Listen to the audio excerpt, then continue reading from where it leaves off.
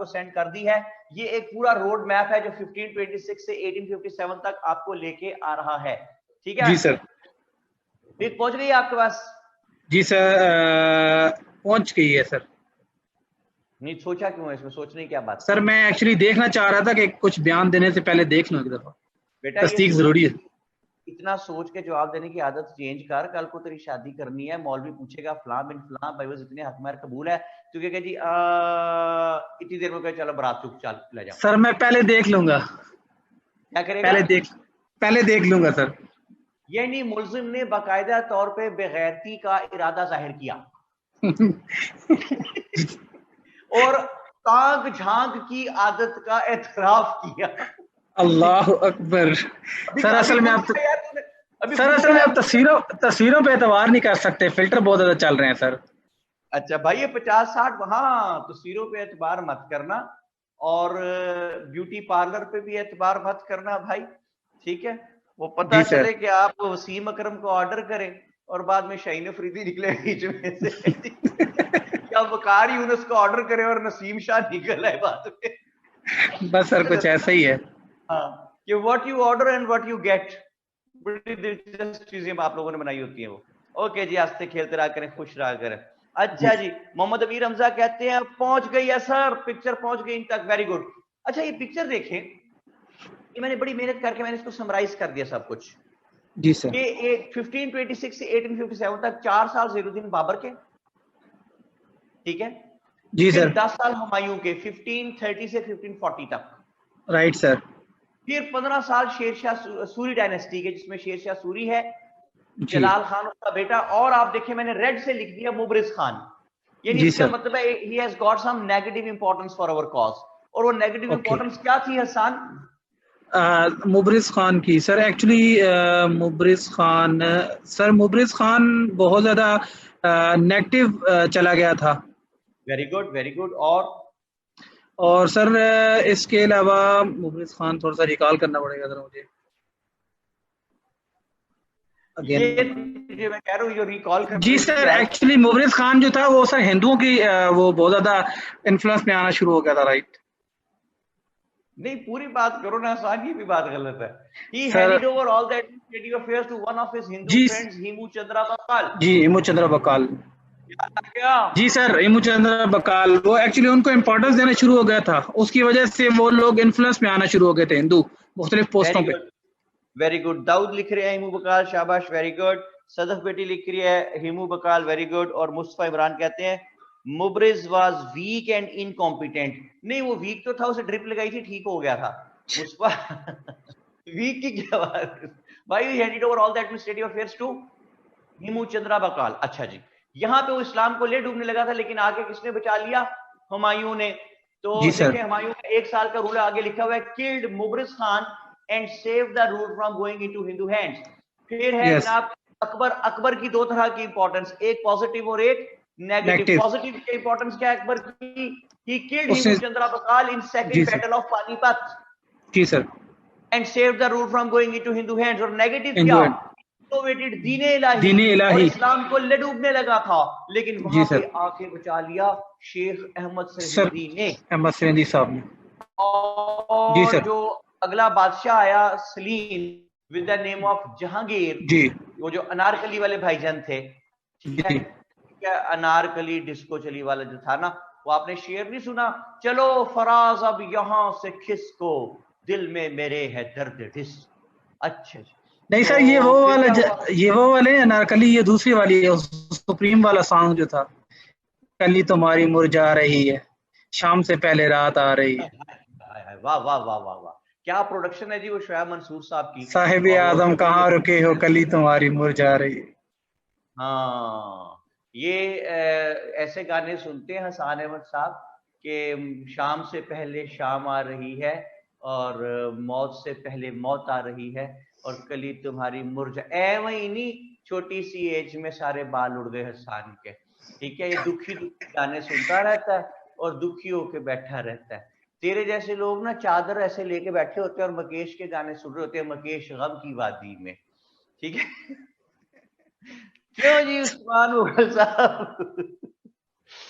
अच्छा जी हाँ, मरियम ने लिखा है जी, इश्क मोहब्बत अपनापन, हाँ जी यही वाला सॉन्ग है जी, वेरी गुड। और अहमद शाह साहब कहते हैं लड़का आशिक मिजाज लग रहा है जी। अच्छा जी, लड़का भजन हसान की बात हो रही है। डीपी देखी नहीं आपने भाई की? डीपी देखें भाई की, फिर चेक करें। डीपी में मेरे अब्बू का दोस्त लग रहा है देखने में। सर उसे कहेंगे अगर अगर सही नजर नहीं आ रहा तो पर्सनल भेज देता हूँ पिक, हाँ, पर्सनल पिक भेज दे जी इसको। जल्दी से चले, देख लेगा सर। ओके चलें जी, मेरी बात सुना। देखें कितनी खूबसूरती से गुफ्तगू आगे चली और पहुंची जहांगीर तक, जिसने जहांगीर के, देखें मैंने लॉट ऑफ प्लस प्लस लिखे मैंने जहांगीर के, ठीक है, बेशुमार जो ग्रीन से लिख दिए हैं सारे। देखिए, ही जी सर, एलिमिनेट इलाही, अपने बिल्कुल। बाप का बनाया हुआ रिलीजन, रिलीज शेख अहमद सरहिंदी साहब फ्रॉम द प्रिजन, फिर जी he sir, allowed Sheikh Ahmad Sirhindi to make preaching of Islam openly and to paint the real picture of Islam. He saved the Islam from being amalgamated, from being distorted, from being eliminated, and moreover, he handed over his son Khurram to Sheikh Ahmad Sirhindi for his further upbringing. तो शेख साहब तो दुनिया से 1624 में पर्दा फरमा गए, लेकिन उनका सिखाया हुआ बंदा वो बादशाह बन गया। Khurram with the name of Shahjahan, he बिल्कुल। Became the king. जी सर। 1658 तक रहता है। शाहजहां जब बादशाह बना, यहां से बात शुरू हो रही ना सन आज। जी सर, यहाँ से। शाहजहां जब बादशाह बनता है, उसका टेन्योर है 1627 से 1658 तक शाहजहां का। और जी शाहजहां सर। जो है, उसके दौर उसका बिल्कुल ठीक चल रहा था 1627 से 1658 तक। लेकिन हुआ क्या कि उसको शाहजहां की एक बेगम थी जिसका नाम था मुमताज महल। तो 1631 में शी डाइड। तो नायाब अजहर क्या कह रही हैं जी? अब आप देखिए मैं इस बात का क्या जवाब दूं। वो कह रही हैं कि सर लास्ट 20 इयर्स में मुगल एम्पायर पे क्वेश्चन नहीं आया। अगर मैं साबित कर दूं कि तकरीबन हर साल आता है, फिर कॉमन सेंस से सोचा करो बेटे, ये शेख अहमद सरहिंदी जो हैं, क्या आप इनको अकबर का टाइम पढ़े बगैर पढ़ सकते हैं? ठीक है, तो शेख अहमद सरहिंदी पे मेरी बेटी अक्सर सवाल आता है। ठीक है, अब आप ये कहेंगे 20 साल में नहीं आया, तो 20 साल में कम से कम 4-5 दफा तो आया है। फिर आप शाह वलीउल्लाह को हमने पढ़ना है, शाह वलीउल्लाह को कैसे पढ़ सकते हैं अगर औरंगजेब को ना पढ़े? नायाब सोच के बात किया करना बेटा, कितने समझदार बच्चे आप सारे, हाईली क्वालिफाइड हैं। आए हाय उन पे, ये क्या है? नया उधर क्या कह रही है? सर आए हैं उन पे, आए हैं उन पे। मैं कहा आए हाय, अच्छा जी सॉरी, पढ़ाई ऐसे जाता है ये। अच्छा जी, मोहम्मद मीर हंस रहे हैं इस बात पे, पता नहीं क्यों हंस रहे, मुझे नहीं पता। सुलह एक कुल इज रिलेटेड टू दीन इलाही। सुलह कुल सबा कह रही हैं कुछ, मुझे पढ़ा नहीं जा रहा बेटे। अच्छा, जैसे अब वादतल वजूद और वादतल शहूद है, फिर शेख अहमद सरहिंदी की सबसे बड़ी सर्विस है दीन इलाही को काउंटर करना। तो अगर हम अकबर का दौर नहीं पढ़ेंगे तो बेटे दीन इलाही का कैसे पता चलेगा? दीन इलाही का पता नहीं चलेगा तो शेख साहब की सर्विस क्या बताएंगे, क्या खत्म किया उन्होंने दुनिया से, मुसलमानों को कैसे बचाया, और उनको मुजद्दिद अलिफ सानी क्यों कहते हैं, ये नहीं पता चलेगा। समझ आ रही है? नायाब कुछ लिख दे अगर समझ आ गई बेटे बात, ताकि मैं आगे चलूं। नायाब कह रही है जी जी, ओके। तो बात आगे चल रही है जनाब, बात आगे चली तो पता चला कि जहांगीर इंजॉयज इमेंस इंपॉर्टेंस, और फिर बात पहुंची थी शाहजहां पे। शाहजहां की बेगम थी जी मुमताज महल, वो फौत हो गई, इसको अपनी बेगम से बड़ा प्यार था। इसने उसकी याद में 2 काम शुरू किए हसान, पता क्या क्या? एक तो इसने ताजमहल बनाना शुरू किया उसकी याद में, दूसरा शादियां करनी शुरू की। ठीक है सर उसकी याद में, उसकी याद को खत्म करने के लिए, उसकी याद में जी, मोहब्बत बहुत थी उससे। 18 शादियां की, जिनमें से एक उसकी हमशीरा से भी कर ली शादी। तो फिर पता चला, कहता बाजी को पता दसिया ही नहीं बाजी। अच्छा चले जी, बार 18 शादियां इसने की, बादशाह था ना जी, बादशाहों के ऐसे। अच्छा जी, ये शाहजहां जो था, एक तो खजाना खाली होने लग गया, दुनिया जहान से बेस्ट पॉसिबल आर्किटेक्ट्स बुलाए गए, बेस्ट पॉसिबल मटेरियल मंगवाया गया, बेस्ट पॉसिबल जो संगे मरमर है वो मंगवाया गया, पत्थर जो है। और still it is included one of still it is one of the few wonders of the world. Taj Mahal is, because the minarets it is having 4 minarets. Those are having a slight tilt outwards while going upward. ऊपर जाते जाते जरा सा slight सा tilt है outwards, इतना कि वो नेकेड आई से नजर नहीं आता। लेकिन why that tilt is there, because in those days there wasn't any kind of protection from the earthquakes. तो जब अर्थक्वेक आते थे बड़ा नुकसान हो जाता था, तो उसमें इन्होंने ये बनाया कि अगर कोई मीनार गिरे तो क्योंकि बाहर की तरफ टिल्टेड है तो वो टॉम पे नहीं गिरेगा, गुंबद पे नहीं गिरेगा, उसको नहीं तोड़ेगा। यानी एक ये आर्किटेक्चर का शाहकार है ताजमहल जो है। तो इसमें ताजमहल में खजाना खाली होने लगा, एक तो ये प्रॉब्लम हुआ। दूसरा प्रॉब्लम ये हुआ कि इसके 4 बेटे थे औरंगजेब के, ही वाज हैविंग 4 सन्स। एक का नाम था दारा, लिख ले चारों के नाम, दारा शिको, एक का नाम था शाह शुजा,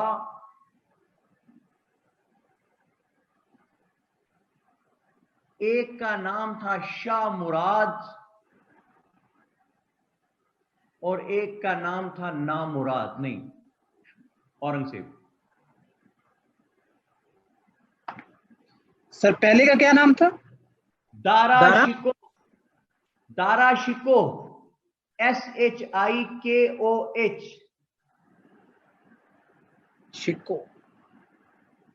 ओए शिको नहीं, ओए शिको, शिको। ओए शिको। यस सर, ओके वही है। UST का टच देगा तू बात के बीच में जरूर। जी सर, आप जो कह रहे हैं वही है।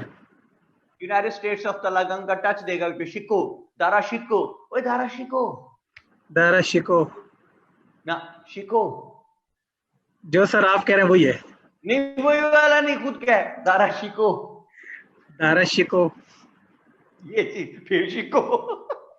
ये है बेटे, पीछे जो है ना बैकग्राउंड में तलागंग चल रहा है, ये दारा सर शिको। पता चलना चाहिए काम। हाँ शिको नहीं है, शिको है। अच्छा जी, सबा खान क्या कह रही हैं? हसन अहमद कहते हैं मतलब बहन, क्या मतलब मुझे नहीं पता सर। ऊपर उन्होंने क्वेश्चन पूछा था हमशीरा का मतलब क्या होता है, तो अच्छा लो कमाल हो गया जी, हमशीरा का मतलब नहीं आपको पता? सबा खान कमाल है बेटा, ये तो आम सा लफ्ज है भाई, कौन सी। इकरा जैनब ने इंग्लिश में बता दिया सिस्टर, और उर्दू नहीं आ रही इंग्लिश में बता रही। अच्छा जी, उस्मान मुगल साहब कहते हैं सर मैप बनाने का तरीका बताना था, आपने बता दिया था जी मैंने। शजिया नकवी, सर आखिरी बेटे का क्या नाम था? औरंगजेब।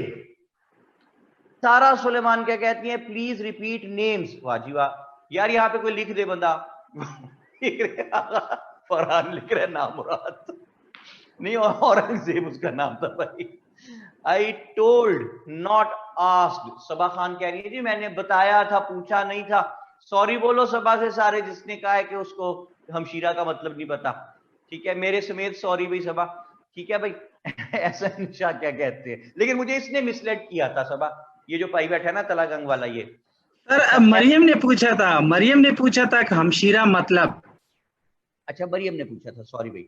अच्छा आगा फरहान क्या कहते हैं? वो कहते हैं दारा शिको शाह शुजा, शाह शिको नहीं भाई आगा साहब, दारा शिको, शाह शुजा, शाह मुराद और औरंगजेब, और अब मुझे माफ कर दें। अमीर अब्दुल्ला कहते हैं शाह शुजा, शाह मुराद, औरंगजेब, दारा शिको। ठीक हो गया जी, तरतीब आपने बच्चों के आगे पीछे कर। ओके, 4 बेटे थे, दे ऑल 4 सन्स। एक दिन दारा शिको कहने लगा, पहले तो हमने मैप पे देखते हैं हमने लिखा क्या इसके बारे में, शाहजहां नेगेटिव क्या है। His sons attacked Persia and made them enemies। तो दारा शिको बड़ा बेटा एक दिन कहने लगा कि अबई, क्या कहता है? अबाजी। अबई, मैं ये पर्शिया से हमें बड़ी थ्रेट रहती है, अगर आप कहें तो मैं इनको सेट ना करके आऊंगा। उसने कहा जा। उसने कहा ये आपकी किसी भी फौज लेके नहीं जाऊंगा, मैं अपनी फौज बनाऊंगा और वो लेके जाऊंगा। उसने अपनी फौज बनाई, फौज लेके वो पर्शिया गया। उसका ख्याल था बड़े आराम से वो उन्हें शिकस्त दे देगा। एडविन भाई गाने बंद कर दें।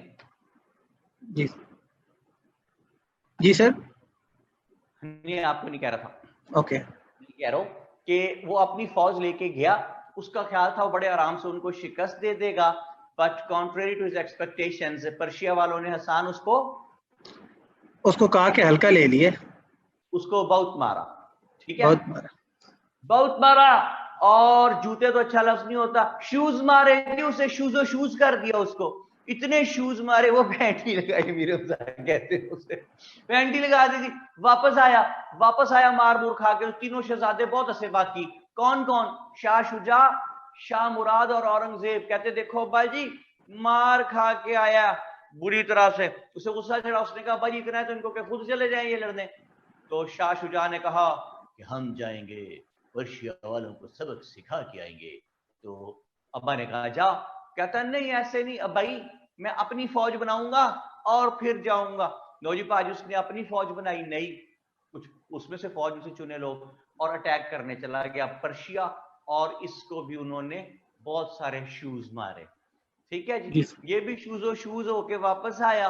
जब वापस आया तो औरंगजेब और शाह मुराद बहुत हंसे। उसने कहा तुम चले जाओ। तो शाह मुराद चला गया फौज बना के, came back with the same result, मार खा के आया। Then Aurangzeb went with his own army, लेकिन came back with the same result. इसको तो उन्होंने जॉगर्स भी मारे उठा के ना, औरंगजेब को। वापस आ गई चारों शहजादे।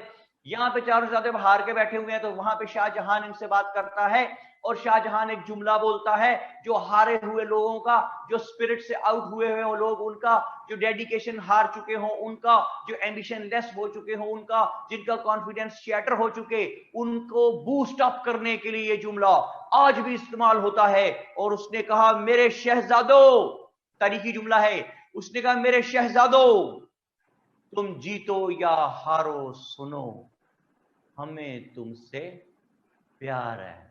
हसन, ये बात समझ में आ रही है? जी सर आई है। ये तारीखी जो लिख लिया हसन, ये जुमला? जी सर लिख लिए।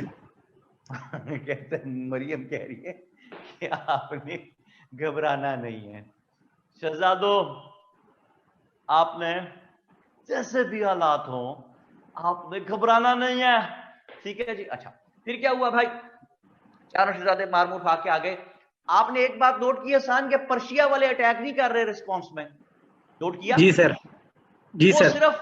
वो सिर्फ डिफेंस करके बेचारे बैठ जाते हैं। क्यों अटैक नहीं करते रिटेलिएशन में? Retaliate why they did not retaliate?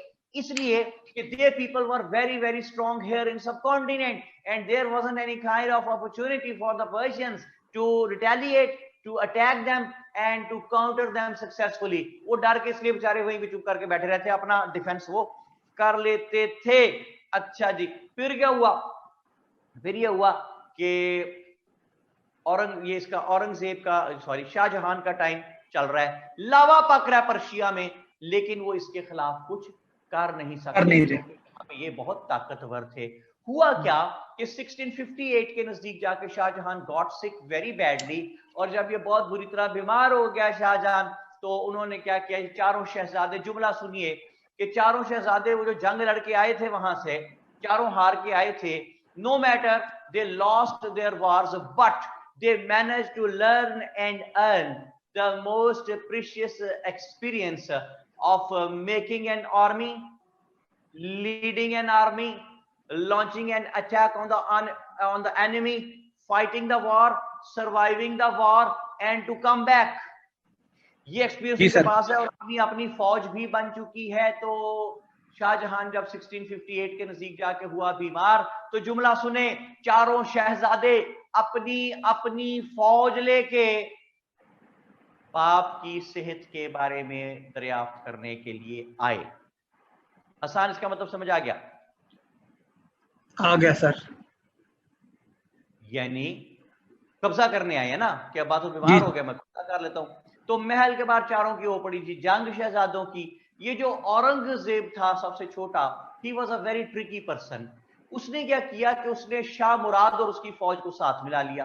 यानी अब दो फौजें मिलके एक तरफ हो गई, एक फौज अलग दारा शिकोह की रह गई, एक फौज अलग शाह शुजा की रह गई। तो जाहिर है जहां दो फौजें मिली हुई थी उन्होंने कब्जा कर लेना था, तो उन्होंने जनाब अली कर लिया कब्जा। शाह शुजा को भी गिरफ्तार कर लिया, दारा शिकोह को भी गिरफ्तार कर लिया, महल में एंटर हुए और अबई को भी गिरफ्तार कर लिया।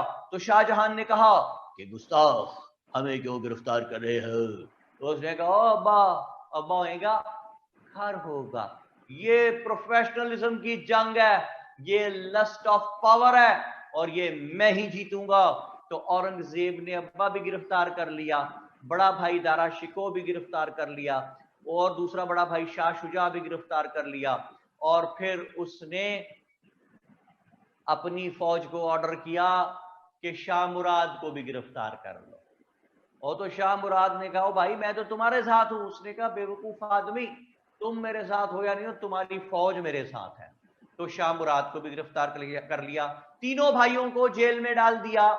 अब्बा जो था शाहजहां, उसको एक ऐसे कैद खाने में बंद किया कि वहां से जिस वक्त बाहर देखते थे तो सिर्फ एक ही झरोका था पूरे कैद खाने में, और उसका एंगल ऐसा था कि जब बाहर देखो तो वहां से सिर्फ ताजमहल नजर आता था और कुछ नजर नहीं आता था। What a irony of the fate कि millions and billions of people have gone to see Taj Mahal, and they have visited Taj Mahal, they have seen Taj Mahal, they have praised all the beauty of this beautiful building Taj Mahal.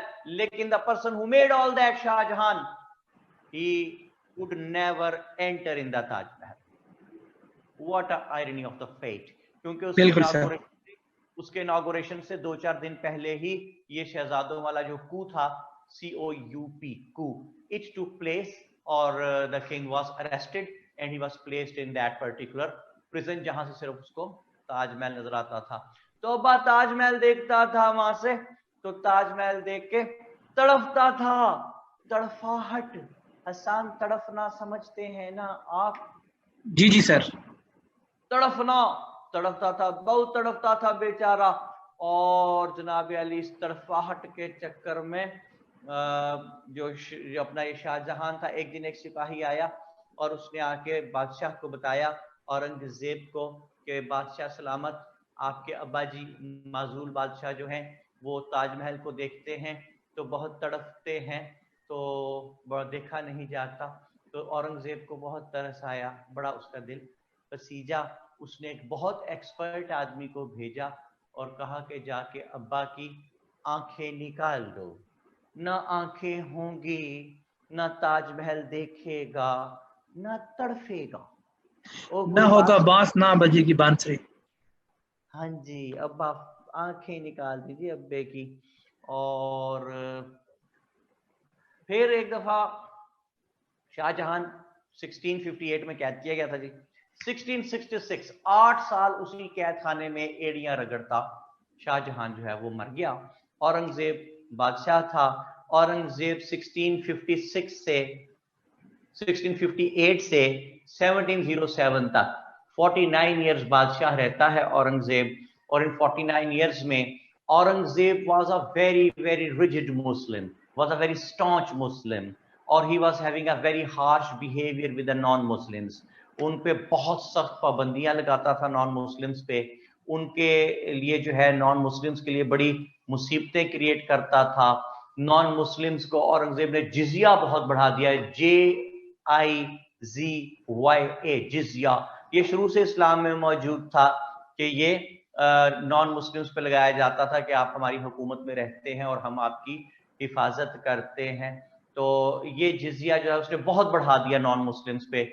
छोटी छोटी बातों पे non Muslims को बड़ी बड़ी सजाएं देता था। जैसे कि मैंने आपको बताया था कि छोटी बात पे बड़ी सजा, हसान याद है आपको वो क्या होती है?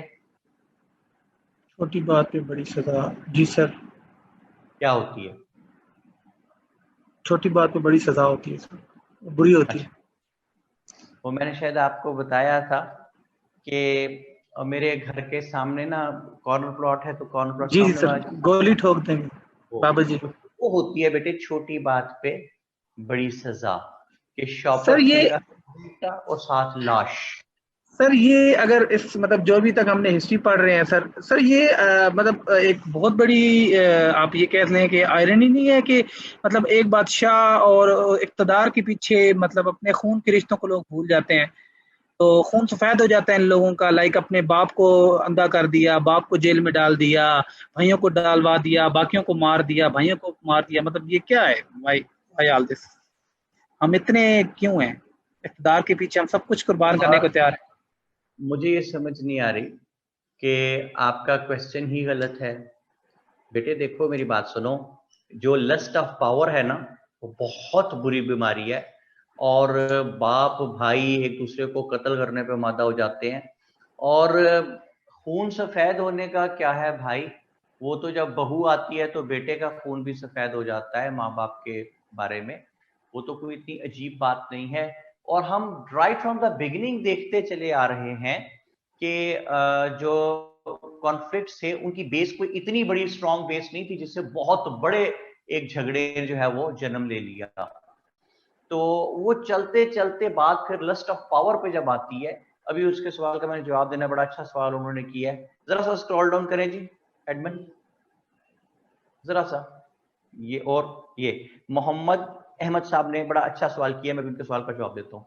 पहले मैं हसन के सवाल का जवाब दे दूं कि why such kind of unfortunate incidents take place in which the blood relations stop caring about each other. Lust of power बहुत बड़ी चीज है बेटा, तो इसमें बाप बेटों को और भाई भाइयों को कत्ल कर देते हैं बादशाह बनने के लिए। तो ये कोई इतनी यूनिक चीज नहीं है। अभी आप आगे भी जाके देखेंगे कि कितने लोगों ने कितने लोगों को कत्ल कर दिया सिर्फ लस्ट ऑफ पावर के चक्कर में। जैसे कि मैंने आपको बताया था कि प्रिंस जूना मोहम्मद बिन तुगलक, उसने अपने बाप को वो जो मार दिया था घोड़े के ऊपर। आके ऊंचा कर दिया था, कत्ल कर दिया था उसने। ठीक है, तो जी ये सर। कोई ऐसी बात नहीं है। दूसरी बात, अब आ रहे हैं मोहम्मद अहमद के सवाल की तरफ। उससे पहले आगा फरहान की तारीफ करूंगा। उन्होंने लिखा है कि डिसप्रोपोर्शनेट पनिशमेंट को कहते हैं, जुर्म छोटा और सजा बड़ी। वेल डन यार आगा, शाबाश। मोहम्मद अहमद साहब क्या कहते हैं जी, वो कहते हैं sir please explain Humayun took asylum in Persia as Shah Iran was a good friend of Humayun, then why his grandchildren attacked Persia? तो मोहम्मद अहमद देखिए, बात यह है बेटा कि पॉलिटिक्स जो है उसमें ना दुश्मनी परमानेंट होती है ना फ्रेंडशिप परमानेंट होती है। It has been said by Quaid Azam Mohammad Ali Jinnah कि in politics there is no permanent enmity and there is no permanent friendship. ठीक है, अपने वो इंटरेस्ट चेंज होते चले जाते हैं। हुमायूं ने उनके साथ जो डील्स करके आया था शाह तहमद से मदद लेके, लेटर ऑन उसने उनको शायद फुलफिल नहीं किया था, तो इनके बीच में कोई अच्छे तल्लुकात नहीं रहे थे पर्शिया और इंडिया के बीच में। बार लंबी चौड़ी कहानी है, हमारी बात नहीं है। अच्छा जी, तो बात क्या बनी जनाब कि शाहजहां 1666 में एड़िया रगड़ता मर गया। औरंगजेब वाज अ स्टॉन्च मुस्लिम। तो औरंगजेब से पहले हम देखें, औरंगजेब की पहली चीज पॉजिटिव, वो क्या, he was staunch Muslim and number of Muslims increase. देखें, due to his harsh attitude लोग इस्लाम कबूल करने लगे। ठीक है, और उससे क्या हुआ कि number of Muslims increased up to great extent. तो मैंने आपसे पिछले लेक्चर में जिक्र किया था कि जब कोई रिलीजन एम्ब्रेस करता है तो अगर उस पर जनरेशन एक दो चेंज हो जाएं तो फिर जो नीचे वाली जनरेशन के लोग हैं they never change their religion because they are of the view कि अब हमारे बाप का रिलीजन है तो हमारे दादे का रिलीजन है, परदादे का, हम क्यों चेंज करें। तो इस्लाम तो वैसे भी रोशनी का मजहब है, दीन फितरत है। सो whosoever came in Islam went back, rather he started loving Islam, started practicing Islam practically. So number of Muslims increased up to great extent due to the embracement of Islam in the time of Aurangzeb in a huge number. बहुत तेजी से number. बिल्कुल sir. Political history of the sub continent. ठीक हो गया जनाब हसन साहब? जी sir, बिल्कुल ठीक। अब बात यह है कि नंबर ऑफ मुस्लिम्स तो इंक्रीज हो गया, लेकिन साथ साथ लावा पक रहा है। हसन, लावा कहां पक रहा है? देखिए, आपने एक बंदे को जबरदस्ती हिंदू के बंदे को मुसलमान बना दिया, उसकी 400 बंदे की बरादरी है, 50 बंदे आपने मुसलमान कर लिए, 350 बंदे में लावा पक रहा है कि यार इसने हमारा बंदा जो है मुसलमान कर दिया। ठीक है, बिल्कुल। तो वो, लेकिन वो कर कुछ नहीं सकते क्योंकि Aurangzeb was very very strong. ये तो लावा पक रहा है मुल्क के अंदर, मुल्क के बाहर भी एक जगह लावा पक रहा है। कहां? पर्शिया में लावा पक रहा है जी। जहां पे वो अटैक करते थे और वो बेचारे चुप करके डिफेंस करके बच जाते थे, रिटेलिएट नहीं करते थे, वो भी मौके की ताक में है। लावा मुल्क से बाहर भी पक रहा है, लावा मुल्क के अंदर भी पक रहा है, लेकिन वो कुछ कर नहीं सकते क्योंकि Aurangzeb was very strong. But in 1707 when Aurangzeb died, तो बोथ दीज लावाज इरप्टेड रैपिडली, और बाहर से आके नादिर शाह ने मारा। 1739 में the Persian king Nadir Shah he came to subcontinent, और उसने यहाँ के लोगों को बहुत मारा। एक दिन में हजारों लोग कत्ल कर दिए दिल्ली में। दिल्ली की गलियां खून से भर गई, ब्लड शेड था हर तरफ, एक अजाब था, और indiscriminate killing was made by Nadir Shah as it was made by कौन? तैमूर लंग इन 1397। याद आया? जी सर।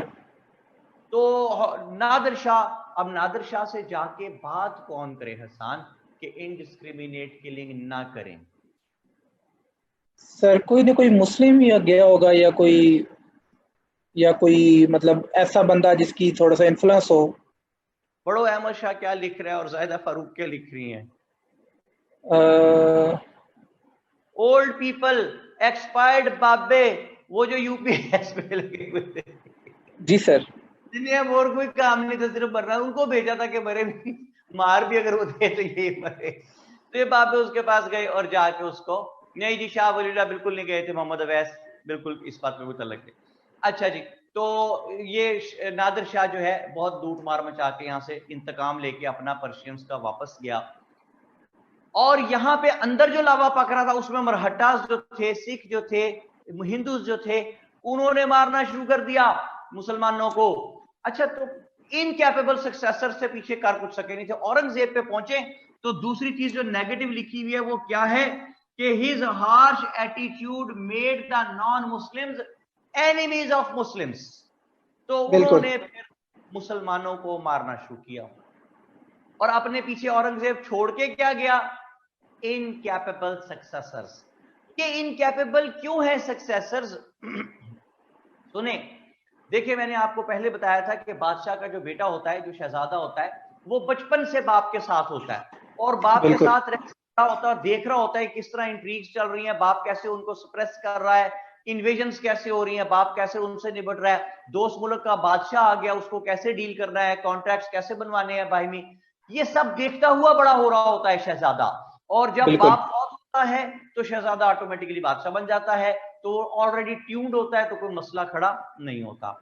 लेकिन जो औरंगजेब के 5 बेटे थे, he never allowed any one of them even to enter in the royal court once in their lifetime. उनको एक मर्तबा भी इसने महल में एंटर नहीं होने दिया। हसन क्यों एंटर नहीं होने दिया? इसलिए एंटर नहीं होने दिया कि गिल्टी कॉन्शियस था, उसको पता था कि इसने अपने भाइयों मिलके किस तरह बाप के खिलाफ बगावत की थी और तख्ता उल्टा था बाप का, तो इसको अपने बेटों से डर था कि कहीं वो भी वैसी ही हरकत ना करें। ठीक है जी, समझ आ गई बात? जी सर। लेकिन जब बादशाह मर गया औरंगजेब, तो 5 जो थे उनमें से एक को लाके बादशाह बनाया गया। तो वो देखिए, उनको तो पता ही कुछ नहीं था कि बादशाह कैसा होता है, कैसे डील करना चाहिए, क्या क्या करना चाहिए, दोस्तों से कैसे बात करते हैं, दुश्मनों से कैसे निपटते हैं, रॉयल कोर्ट के अंदर जो इंट्रीग होती है उसको कैसे सप्रेस करते हैं, पता ही नहीं ना कुछ। तो जब small people in big office sir. हाँ जी, बिल्कुल इन्हें कुछ नहीं पता था। तो जब ये बादशाह बने, इनको पता ही नहीं था कि करना क्या है। बहुत से लोग जो जो आके कहते थे वो करते रहते थे। बाद में पता चला कि ये तो सारा सिलसिला ही गलत कर रहे थे भाई। डिसिपेशन में पड़ गए जी, अयाशियों में। गोंदे राघव मैं आपका गुलाम हूँ, अच्छा कहता मैं बादशाह हूँ, मेरा जो दिल चाहे मैं करूं। उल्टी सीधी हरकतें, ऐसी ऐसी हरकतें की कि आप अगर सुने तो काफी देर तो आपको यकीन ना आए कि इंसान ऐसी हरकत भी कर सकता है। बोलो देखिए ना, बादशाह सोया पड़ा है और उसको जगाना कैसे है कि 15-20 कनीजें और खड़ी वो सितार बजा रही हैं जनाब, और बादशाह सलाम सितार की आवाज से उठेंगे आहिस्ता आहिस्ता। वाह रे वाह, जूते ना मारे तुझे पकड़ के बगैरत आदमी, बेड़ा गर्क कर दिया तुमने इस्लाम का सब कॉन्टिनेंट में। अपने पुरखों की जो सारी बनाई हुई चीजें थी वो सारी आपने बर्बाद कर दी, और ब्रिटिशर्स को आपने खुल खेलने का मौका दिया और आप उनके गुलाम बन गए। बनना चाहिए था जो आदमी शाम को 3:30-4 बजे सतार की आवाज सुन के उठता है, ठीक है, तो उसको तो बार पढ़नी चाहिए ना, बनती है फिर जब आप याशी में पढ़ रहे हैं। बहुत देर से हसान अहमद हमारे साथ है जी, UST, United States of Talagang से।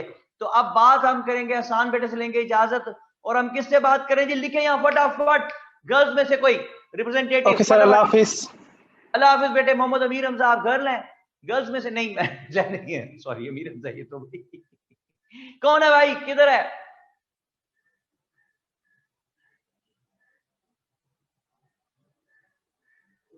कोई नहीं है भाई। तो ये कौन है? ये लड़कियां नहीं है। मी सर, सुहेल असलम कह रहे हैं सुहेल असलम कह रहे हैं please repeat how Shahjahan was death round. यार कमाल, अभी इतनी तफसील से पूरी कहानी सुनाई है। बात कराएं जी मेरी उससे बच्ची से, ये कौन है? जायदा से बात कराएं।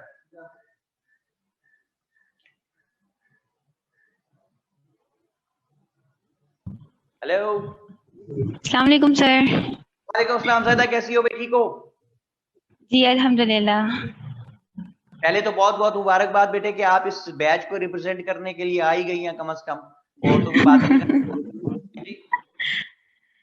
तो आपने पहले क्या पढ़ा हुआ है? एकेडमिक बैकग्राउंड क्या है? सर मैंने एमफिल किया हुआ है बिजनेस मैनेजमेंट में। माशाल्लाह, वेरी गुड जी, वेरी गुड। अच्छा ज़ाहिदा, मुझे बताएं अब तक की कहानी समझ आ रही है आपको सारी? जी सर बिल्कुल। तो औरंगजेब के क्योंकि इनकैपेबल सक्सेसर्स थे, एक problem.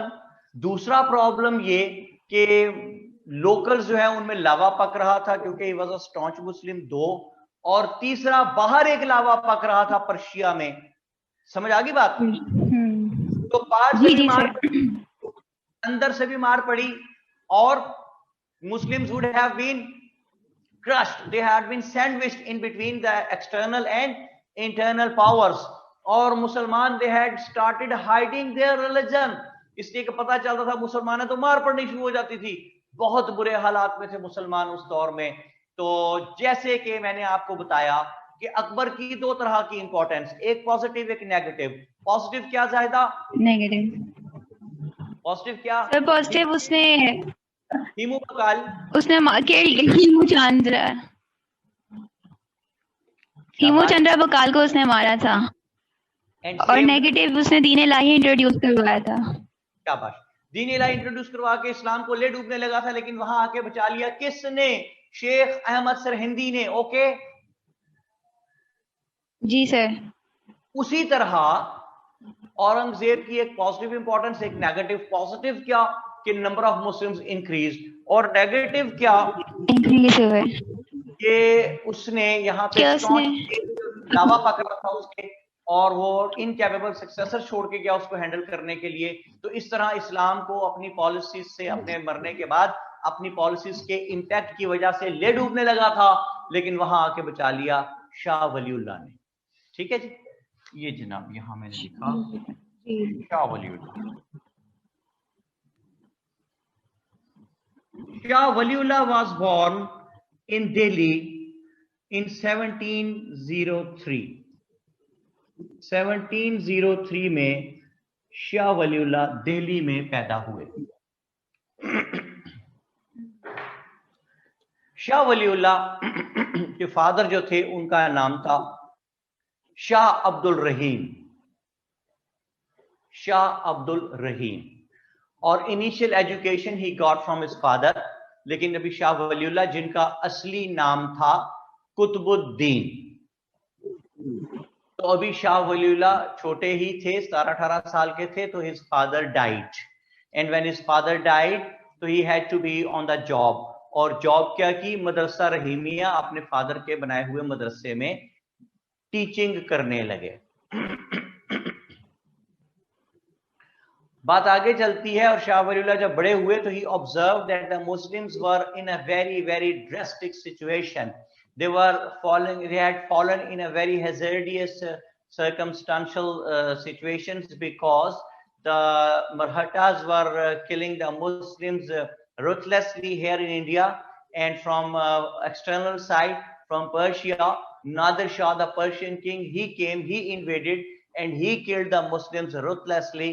such kind of brutal attitude with the Muslims, it would have eliminated the Muslims, because the Muslims had been crushed not only from inside but from the outside as well, and they had been sandwiched in between the Persians and the Marhatas, or the king had really become a passive being. बादशाह की कोई सुनता ही नहीं था, वो बाहर जाके लोगों पर रोब डालता था कि मैं बात जाऊं, तो लोग कहते जा यार बादशाह का घर होगा अपने, और घर आके रोब डालता था तो कहते यार बादशाह होएगा तो बाहर होएगा। तो बेचारा इस चक्कर में बादशाह जो है he had really become a passive being, और बादशाह जो है उसकी से ही कोई नहीं थी। रिच क्लास जो है, elite class, they had बिल्कुल they had gone out of any kind of rules and regulations, and they were not under any constitution. वो स्प्लिट हो गए हुए थे, वो अपना काम करते थे अपनी मर्जी से, कोई टैक्स वैक्स नहीं देता था हुकूमत को। लेकिन जो गरीब आदमी था उस पे इतना टैक्स लगा दिया गया था कि उसका जिंदा रहना मुश्किल हो चुका था। बहुत ही मुश्किल सूरत हाल से अवाम गुजर रहे थे, मुसलमानों को बहुत मार पड़ रही थी। तो ऐसे में उठा फिर एक दीन मोहम्मद का सिपाही जिनका नाम था शाह वलीउल्लाह। शाह वलीउल्लाह ने मुस्लिम्स को रेस्क्यू करने की सोची, लेकिन रेस्क्यू कैसे किया जाए, जंग लड़ने की जरूरत थी मरहट्टास के खिलाफ। जंग कौन लड़े, Shah Waliullah was never a warrior, लेकिन उन्होंने ये जिहाद अपना शुरू किया, एक खास तरीके से कलम के जरिए जिहाद शुरू किया। He started writing letters to millions of the different people, और उसमें उन्होंने लिखा कि this is the time to do जिहाद, please come and had jihad against Marhatas and save the Muslims. Shazia Naqvi कहती हैं who was the king at that time. Different kings थे जी, अहमद शाह रंगीला भी था, और उससे पहले 7-8 के नाम मैंने आपको लिख के दिए हुए, ये दौर अहमद शाह रंगीला का है। अच्छा जी, तो शाह वलीउल्लाह ने जो खत लिखे कि जिहाद करने की जरूरत है, so he was the first ever person who provoked the spirit of jihad among the Muslims of India. तो जनाब इस जिहाद की पुकार पे शाह वलीउल्लाह के 2 लोग उठ के आए। एक का नाम था नवाब नजीबुद्दौला, जो कि नजीब आबाद का नवाब था। ये ज्यादा कुछ कह रही है बेटा? नहीं सर, ये आमना का माइक शायद अनम्यूट हुआ है। आमना का माइक भी अनम्यूट है। आमना कैसी है बेटा, आप ठीक है? चली गई। अच्छा जी, तो मैं क्या कह रहा हूं कि शाह वलीउल्लाह ने नवाब Najeeb provoked the spirit of jihad among the Muslims of India. He was the first ever person. तो नजीबुद्दौला आया उनकी आवाज पे, नजीब आबाद का नवाब था, और साथ अहमद शाह अब्दाली जो कि अफगान किंग था वो भी फौज लेके आया। इन्होंने जिहाद किया, मरहटास को मारा। दे 1748 इस वाज, साल नोट कर लें, 1748 इट वाज, 1748। तो इन्होंने अहमद शाह अब्दाली वगैरह ने शिकस्त दी, मरहटास को बहुत मारा, and they really broke the power of Marhattas and save the Muslims from becoming their slaves.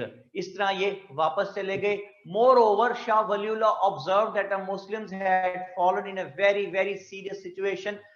So he wanted to cure that particular problem, जिसमें मुसलमान घिरे हुए थे इसकी वजह से। तो always remember कि जब आपने किसी बात से निजात दिलानी हो तो किस तरह निजात दिलाते। सॉरी जी, मरियम कुछ पूछ रही है, कहती हैं नवाब दौला एंड सेकंड कौन था? पहला भी नवाबुद्दौला नहीं था, नजीबुद्दौला था। नवाबुद्दौला कैसे हो गया? नजीबुद्दौला, और दूसरा है जी अहमद शाह अब्दाली द अफगान किंग। तो शाह वलीउल्लाह ऑब्जर्व कि why Muslims had fallen in such kind of drastic situation, क्यों इतने बुरे हालात में आ गए जी मुसलमान। तो जब पता लगा, शाह वलीउल्लाह ने ऑब्जर्व किया, तो he came to know that Muslims had gone far away from the teachings of holy Quran. तो फिर शाह वलीउल्लाह ने ये नोट किया कि होली कुरान की टीचिंग से मुसलमान दूर क्यों हैं। तो he came to know that as Holy Quran was only available in Arabic language, which was not the language of the land, that is why the Muslims had Quran Majid in their homes, but they were not unable to understand that with its meanings. So Shah Waliullah decided to make a great service for the Muslims of India, and he started making the translation of Holy Quran into Persian, which was the language of the land. When Shah Waliullah started that, तो a lot of religious people, ठेकेदार जो religion के होते हैं हर दौर में मौजूद होते हैं, उनको किसी ने ठेका दिया नहीं होता, वो खुद ही ले लेते हैं, वो आ गए और उन्हें शाह वलीउल्लाह कहा कि आप तो नौजुबिल्लाह कुरान की बेहुरमती कर रहे हैं, हम आपको कत्ल कर देंगे।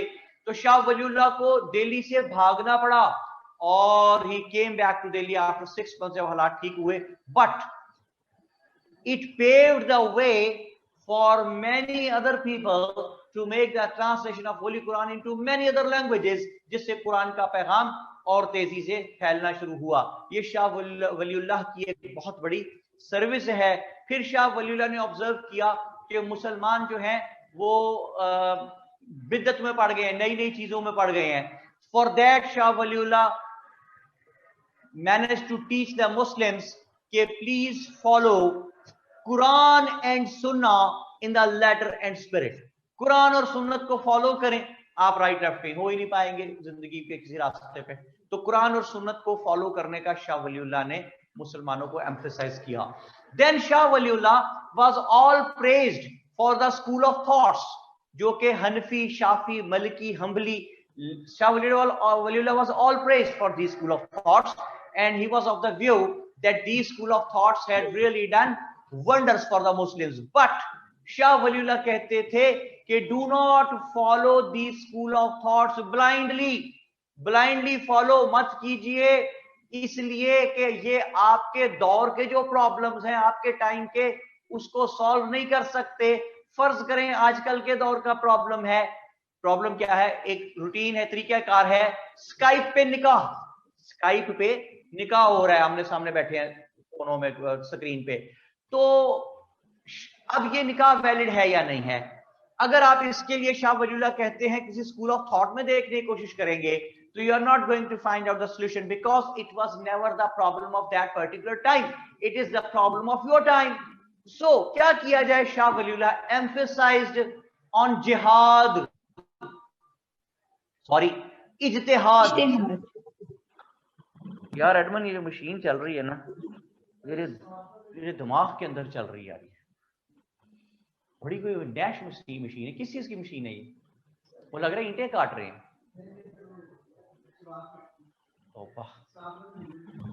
आप लोगों को ये आवाज आती है माइक से कि नहीं आती मशीन की? ज्यादा नहीं सर। यस के नो? नो सर, नो नहीं आती ना, सुखी बैठे हो मजे से घरों में, आवाज तो मुझे आ रही सारी। अच्छा जी सर, कोई कंस्ट्रक्शन हो रही है? साथ वाले जो है कंस्ट्रक्शन हो रही है और हमारे वर्ल्ड टाइम्स में भी हो रही है, और हम पीछे हॉल कमरे भी 2-4 बनाए हैं, लेकिन वो हमारा तो उस वक्त आवाज कोई शोर नहीं आ रहा वहां से। ये साथ वाला एक बहुत बड़ा हॉस्टल है, वहां से आवाज आ रही है, उधर कुछ बन रहा है। जी जी, इधर और भी आवाजें हैं। सॉरी जायदा, क्या कह रही है? सर आगा फरहान का है नामुराद मशीन। हाँ, नामुराद मशीन, नैश मशीन कह रहा था मैं इसको। अच्छा, तो मैं फिर क्या कह रहा था भाई? मैं कह रहा था कि इज्तिहाद से शाह वलीउल्लाह कहते हैं काम लीजिए। इज्तिहाद से, इज्तिहाद क्या होता है? हर दौर में एक मुज्तहिद होता है जिसके पास आप अपने उस दौर के प्रॉब्लम्स लेके जाते हैं और वो आपको फतवा देता है कि अब आप ये काम कर सकते हैं। फॉर एग्जाम्पल, किसी जमाने में इस्लाम में तस्वीर बनाना और बनवाना जो है वो हराम था। अब मैं नहीं कह रहा, मैं आपको बता रहा हूँ, सिर्फ मैं मिसाल दे रहा हूँ, मुझे कोई इससे नहीं। अच्छा, अब वो वक्त गुजरा, सरहदें बन गई, कंट्रीज बन गई, पासपोर्ट बन गए, तो पासपोर्ट, वीजे, उस पर तस्वीरें लगना लाजमी। अब क्या किया जाए जी? कि तो इस्लाम में मना है तस्वीर, जाना हज करने हैं तो फिर तस्वीर का क्या करें? तो शाह वलीउल्लाह कहते हैं कि उस दौर के मुज्तहिद से बात करें। हो सकता है वो मजहब की करेक्ट इंटरप्रिटेशन के जरिए आपको बताए कि it has become the need of the time. तो अब आपने अल्लाह के घर अगर जाना है हाजिरी देने, तो इस मुल्क के कानून के मुताबिक तस्वीर खिंचवाना लाजमी है, तो आप ये बना सकते हैं, आपको गुनाह नहीं होगा। इस किस्म का वो शाह वलीउल्लाह कहते हैं इज्तिहाद से काम ले, मुज्तहिद से पूछे। मोर ओवर, शाह वलीउल्लाह ने मुसलमानों को इनहेरिटेड किंगशिप से मना फरमाया। इनहेरिटेड किंगशिप, ज़ाहिदा क्या होती है इनहेरिटेड किंगशिप? मतलब सर के मतलब किंग की सन्स को फिर हम किंगशिप दे दे, फिर आगे से उनकी औलाद को। शाबाश, बादशाह का बेटा बादशाह, ठीक है। तो शाह वलीउल्लाह कहते थे कि अगर बादशाह का बेटा कोई लायक आदमी है तो ओके फाइन, उसको बादशाह बना दीजिए आप, लेकिन अगर वो नालायक है तो सिर्फ इस वजह से उसको बादशाह ना बनाए कि वो बादशाह का बेटा है। तो कोई बात समझ में आती है? सर फिर क्या करेंगे? इलेक्शंस करवाएंगे? इलेक्शंस करवाएं। इलेक्शंस उस जमाने में कॉन्सेप्ट नहीं था, लेकिन जो इर्द गिर्द जो लायक लोग हैं, कोई भतीजा है, कोई वजीर है, बादशाह बन सकता। भाई बादशाह का बेटा ही क्यों बादशाह बनेगा? ठीक है। वो शाह वलीउल्लाह को क्या पता था कि एक ऐसी कौम भी आएगी जो डेमोक्रेसी के अंदर इनहेरिटेड किंगशिप लेके आएगी। जाहिदा आप ऐसी किसी कौम को जानती हैं? सर शरीफ फैमिली।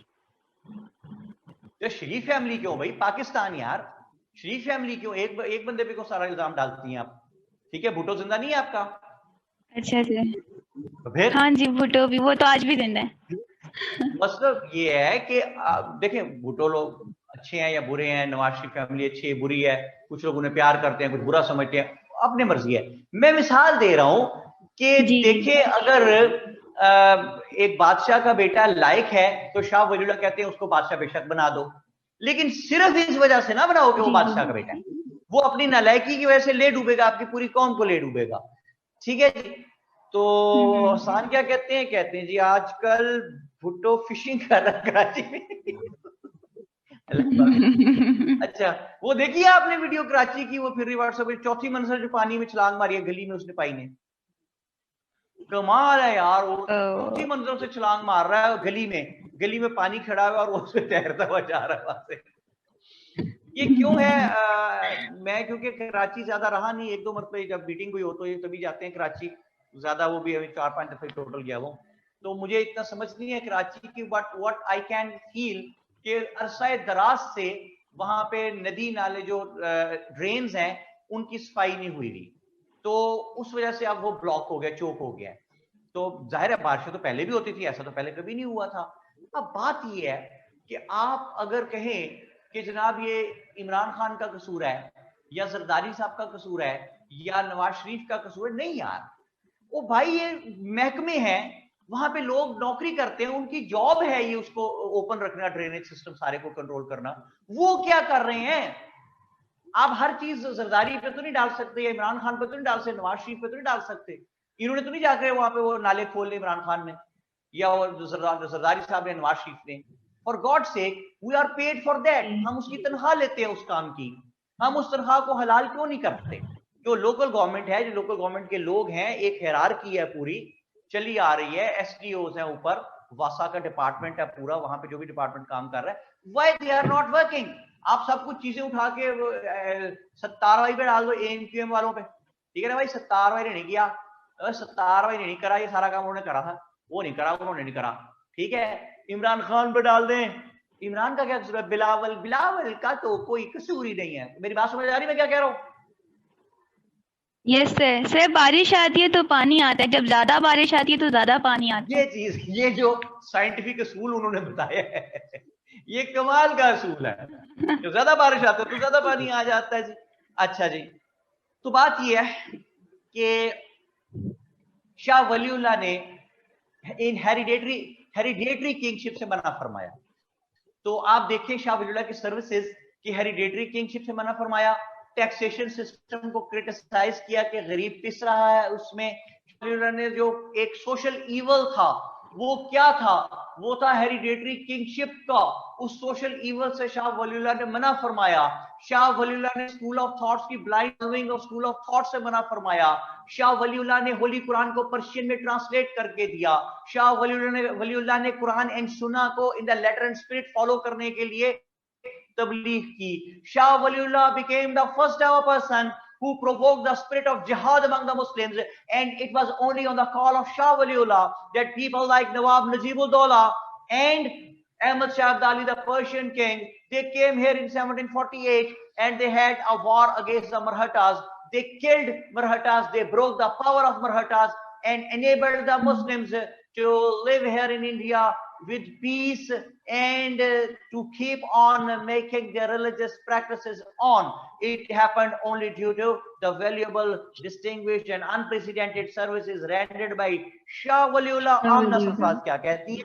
वो कहती हैं there are a lot of people who don't even let anyone do something if they try, because whoever succeeds will get credit and a lot of other parties don't want that. Very good.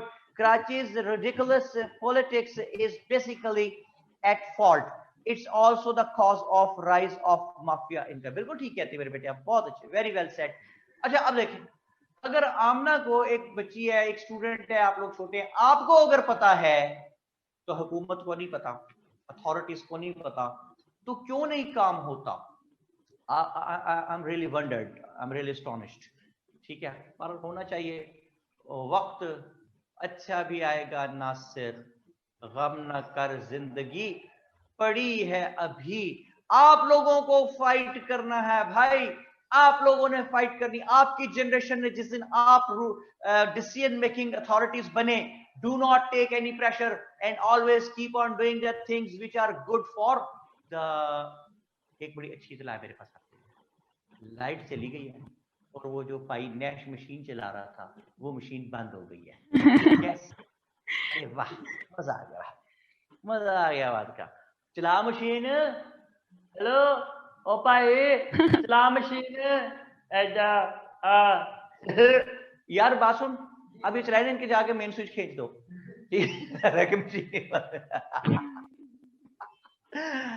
जब इस जाए था तो मैं क्या कह रहा था, मैं कह रहा था दिल ना उम्मीद तो नहीं, नाकाम ही तो है. ओए लंबी है गम की शाम, मगर शाम ही तो है. वक्त गुजर जाएगा. वाह वाह. आप जैसे लायक बच्चे जो हैं, जो पैट्रियट हैं, मजहब से भी प्यार करते हैं, वतन से भी प्यार करते हैं, समझ भी रखते हैं, जब आप डिसीजन मेकिंग पावर में आएंगे, I am firm believer of this thing कि वतन अजीज के हालात इंशाल्लाह ताला बिल्कुल ठीक होने शुरू हो जाएंगे. तो मैं क्या कह रहा हूं भाई, मैं ये कह रहा हूं कि शाह वलीउल्लाह की ये वैल्यूएबल सर्विसेज हैं, और due to all these services Shah Waliullah is known as Imamul Hind. Imamul Hind, India से हिंद, से हिंदुस्तान से हिंद. ठीक है जी. शाह वलीउल्लाह 1762 में दुनिया से पर्दा फरमा गए, लेकिन शाह वलीउल्लाह पीछे छोड़ के गए एक स्ट्रॉन्ग लेगेसी. जो उनके बेटे थे शाह अब्दुल अजीज, वो उनकी गद्दी पे बैठे हुए थे और उनके सिस्टम को, उनकी लेगेसी को, उनके स्कूल ऑफ थॉट्स को आगे प्रोवोक करते चले जा रहे थे. तो किस्सा यूं हुआ कि शाह वलीउल्लाह के 5 बेटे थे. जो सबसे छोटा बेटा था, उनका नाम मुझे एग्जैक्ट याद नहीं, आई एम वेरी सॉरी, शायद उस बच्चे का नाम उस्मान था. उनका एक बेटा पैदा हुआ, उसका नाम था शाह इस्माइल. यानी शाह इस्माइल कौन हो गया जी जायदा? पोता शाह वलीउल्लाह का. शाबाश, ग्रैंडसन ऑफ शाह वलीउल्लाह. इस वक्त छोटे ही थे शाह इस्माइल, 2-4 साल के थे, तो इनके फादर फौत हो गए. यानी शाह वलीउल्लाह का जो बेटा था वो फौत हो गया. तो इनकी अपब्रिंगिंग सारी आ गई शाह अब्दुल अजीज के पास. ठीक है जायदा? जी जी. जायदा थक तो नहीं गई? नहीं सर, बस नोट डाउन करी थी. चलो शाबाश. अच्छा जी, तो शाह अब्दुल अजीज ने अपब्रिंगिंग फरमाई शाह इस्माइल की, यानी अपने भतीजे की, जो कि शाह वलीउल्लाह का ग्रैंडसन है. तो शाह अब्दुल अजीज संभाले हुए थे गद्दी शाह वलीउल्लाह की, एक नेक इंसान थे. तो उन्होंने इस बच्चे की तरबियत भी बड़े अच्छे तरीके से की, शाह वलीउल्लाह की लेगेसी के मुताबिक की. और फिर हुआ ये कि जब ये जरा बड़े हुए शाह इस्माइल, तो इनकी फ्रेंडशिप हो गई एक लड़के से जिसका नाम था सैयद अहमद.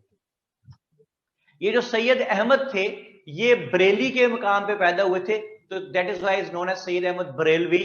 1786 में पैदा हुए, 1786 में 1786 में पैदा हुए, और इनकी बड़ी यारी बन गई जी, बड़ी दोस्ती बन गई शाह इस्माइल साहब के साथ, दोनों इकट्ठे फिरते थे, मजहब के लिए काम करते थे, और इन्होंने सोचा कि शाह वलीउल्लाह की लेगेसी है जिहाद की, because Shah Waliullah was the first ever person who provoked the spirit of जिहाद among the Muslims of India. तो इन्होंने जिहाद करने की सोची। जब जिहाद करने की सोची तो सोचा कि कहां जिहाद करें, तो पूरे इंडिया का दौरा किया, और इन्होंने पिशावर, आजकल का पाकिस्तान में जो पिशावर है, वहां पे इन्होंने देखा कि एक हिंदू राजा की हुकूमत थी, his name was, sorry, Sikh राजा की हुकूमत थी, his name was Budh Singh. Wednesday होता है ना, बुद्ध, वैसे Budh Singh, Wednesday Singh, Raja Budh Singh. He was the assistant of Raja Ranjit Singh, जो कि लाहौर में बैठा हुआ था, बहुत ताकतवर राजा था सिख वो। अच्छा, इन्होंने सोचा पिशावर उसका जिहाद करें। उससे पहले ये हज करने गए, हज करके वापस तशरीफ लाए, 1824 में हज करने गए। ये हज करके जब वापस आए तो जनवरी 1826 में ये 7000 मुजाहिदीन का लश्कर लेके पहुंचे। ये देखें जी, दिल्ली से चले, बोर्ड फोकस करें एडमंड जरा, मैप फोकस करें, कर लेगा ये, शाबाश शाबाश, यही था। ये जनाब दिल्ली से चले 7000 मुजाहिदीन का लश्कर लेके और बलोचिस्तान पहुंचे। बलोचिस्तान से चले और सॉरी सिंध पहुंचे, सिंध से चले बलोचिस्तान पहुंचे, बलोचिस्तान से चले और कंधार पहुंचे, कंधार से चले तो काबुल पहुंचे, और काबुल से आके इन्होंने पेशावर पे अटैक किया। ठीक है, आप बोर्ड पे देखिए कि कितना लंबा चक्कर काट रहे हैं। दिल्ली से चले हैं, सिंध पहुंचे हैं, यहां से बलोचिस्तान पहुंचे हैं, यहां से कंधार पहुंचे हैं, यहां से काबुल पहुंचे हैं, और पेशावर पे आके अटैक किया है। तो a very simple question is this कि व्हाई नॉट ये यहां दिल्ली से चलते और सीधे ऐसे पहुंच जाते पेशावर। ज्यादा बात समझ आ रही है आपको? जी सर। तो उसका जवाब ये है कि रास्ते में था राजा रंजीत सिंह, पंजाब में, ये है एरिया पंजाब का सारा, ये वाला। तो वो तो यहीं पे इनको मार देता, आगे जाने ही ना देता इनको। अगर ये यहां से जाने की कोशिश करते तो यही मार देता इनको। इसलिए ये चक्कर काट के गए हैं ताकि उससे बच के जाएं। सिंध से दिल्ली से सिंध, सिंध से बलोचिस्तान, बलोचिस्तान से काबुल, कंधार, कंधार से काबुल, और काबुल से पेशावर पे अटैक किया। एक तो रीजन ये थी जी, वापस कर लें फोकस, एक तो रीजन ये थी कि इस तरह उससे रास्ते में रंजीत सिंह से बचते हुए जाएं, और दूसरी रीजन ये थी कि रास्ते में जाते जाते लोग साथ गैदर करते चले जाएं। शहरयार इमरान क्या कहते हैं? Can Edmund zoom out a little so I can draw the whole map from the top. Top पे था भाई सारा, कोई ऐसी मुझे कोई चीज नहीं थी उसमें। ओके, बाद में कर लेंगे, आपको तस्वीर भी भेज देंगे इसकी।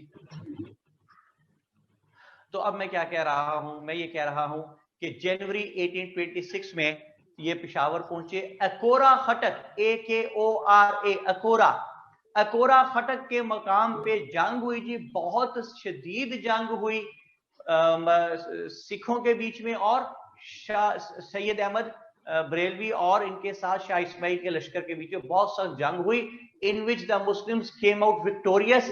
जो ही ये मुसलमान जो है विक्टोरियस बने, इन्होंने इलाके पे कब्जा किया।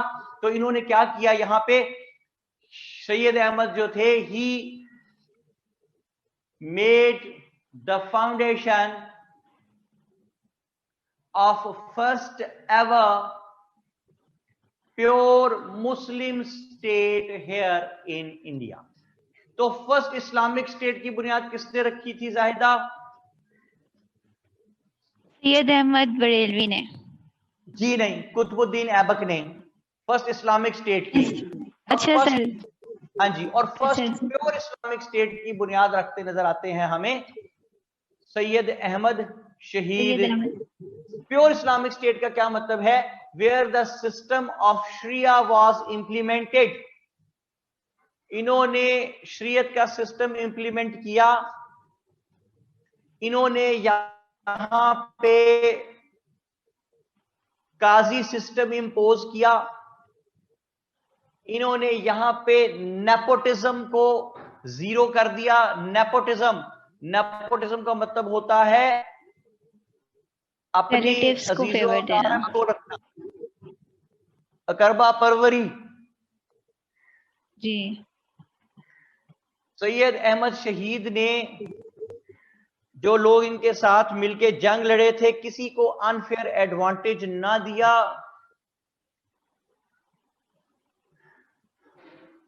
और इस तरह क्या होता चला गया जी कि जो अपने लोग थे जो इनके साथ मिलके जिन्होंने जंग लड़ी थी उनके खिलाफ, सिखों के खिलाफ, अपने ही लोग सैयद अहमद जो है इनके खिलाफ होने लगे कि यार इसने हमें कोई किसी किस्म का बेनिफिट नहीं पहुंचाया।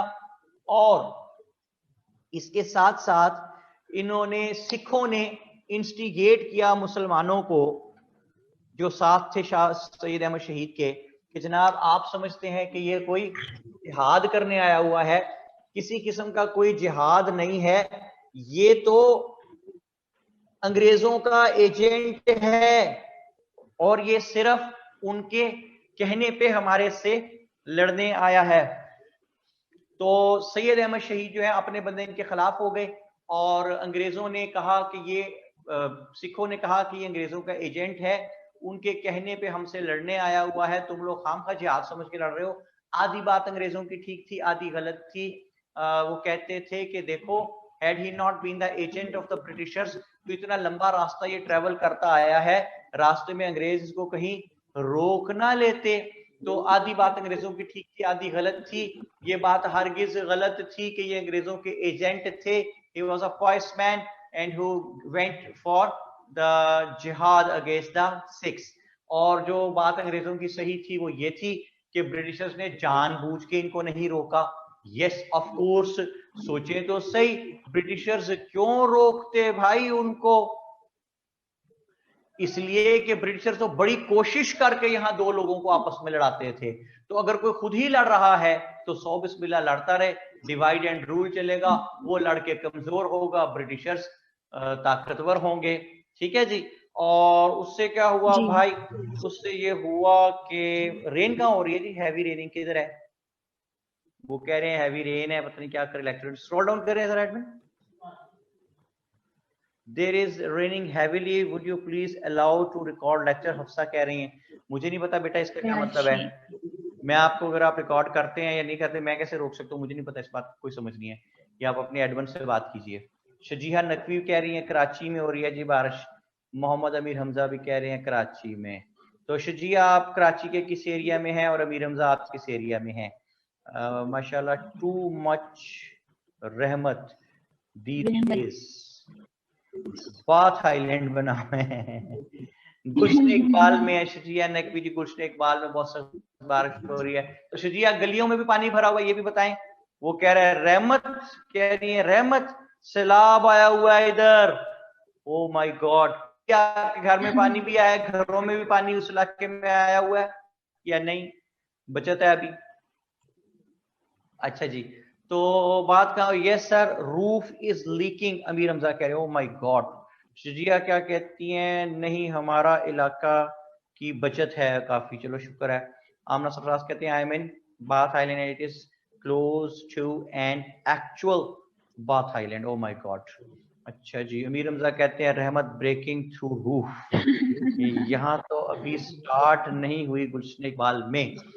अल्लाह पाक अपना रहम फरमाए जी सब लोगों पे, इंसान जहां जहां दुनिया में बस रहे हैं सब पे अल्लाह पाक अपनी रहमत नाज़िल फरमाए और हर किस्म की मुसीबत से आप सबको, हम सबको महफूज रखे, आमीन। और मैं क्या कह रहा था जी? ये कह रहा था कि जब अपने ही लोग सैयद अहमद के खिलाफ हो गए, ये कमजोर हो गए, तो 1831 में बालाकोट के मकाम पे, 1831 5 साल बाद बालाकोट के मकाम पे दोबारा अंग्रेजों से जंग हुई और इस जंग में ब्रिटिशर्स जो हैं, वो सिख जो हैं वो जीत गए और इस जंग में सैयद अहमद जो हैं वो शहीद हुए, उनके साथी शाह इस्माइल वो भी शहीद हो गए। एक इनके बहुत क्लोज साथी थे मौलाना खैरुद्दीन, वो भी शहीद हो गए। लेकिन गौर कीजिए सारे तो शहीद नहीं हो गए होंगे ना, बहुत से लीडर्स इनके बच गए, जिनमें नाम आपका नोट्स में लिखे हुए हैं। मौलवी अब्दुल्ला थे, मौलवी याहिया अली थे, मौलाना जाफर थनेसवी थे, ये सब लोग बच गए।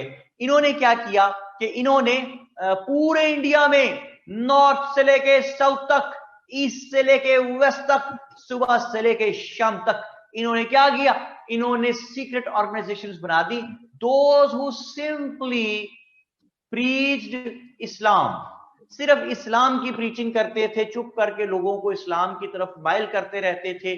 और उससे क्या हुआ भाई, उससे ये हुआ कि just after the 26 years of this incident, यानी 1831 के जस्ट 26 years के बाद war of independence took place, जिसमें के डॉक्टर अब्दुल सलाम खुर्शीद एक जगह लिखते हैं कि ब्रिटिशर्स का बयान है कि among all the rebellions there was a group of Muslim ulamas. They were those people who were religiously motivated and trained by Sayyid Ahmad Shaheed. ज़्यादा बेटी से ले जी इजाजत। ज़्यादा nice talking you, God bless you, जीती रहो, सलामत रहो, बहुत सी कामयाबियां बेटा हासिल करो। और अब आप बात कराएं एडमिन मेरी आगा फारान साहब से। अल्लाह। अशरफ कह रहे हैं repeat the code. Ashraf notes में आपके पास लिखा हुआ है, एनीवे आई स्टिल रिपीट, और रिपीट कर रहा हूं कि जनाब ब्रिटिशर्स का बयान है, डॉक्टर अब्दुल सलाम खुर्शीद लिखते हैं कि ब्रिटिशर्स का बयान है कि among all the rebellions there was a group of Muslim उलमास, they were those people who were religiously motivated and trained by Syed Ahmad Shahid. बात कराएं जी किसी और से, फिर आप बात करा दें, मेरी शजीहा नकवी से बात कराएं। अच्छा जी, यहां तक कहानी समझ आ गई जी आपको? कौन है मेरे साथ? वालेकुम शजिया बेटे, यहां तक कहानी समझ आ गई आपको? समझ आ गई।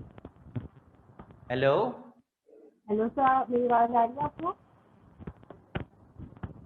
मैं पूछ रहा हूं कि यहां तक आपको सारी बात समझ आ गई है? बिल्कुल सर, समझ आ गई। यहाँ तक शजिया किससे बात कर रही हो? सर आपसे बात कर रही थी, माइक्रोफोन इश्यूज हैं शायद। आपकी आवाज मेरे बेटे बहुत कम आ रही, मुझे कुछ समझ नहीं आ रही क्या कह रहे हो।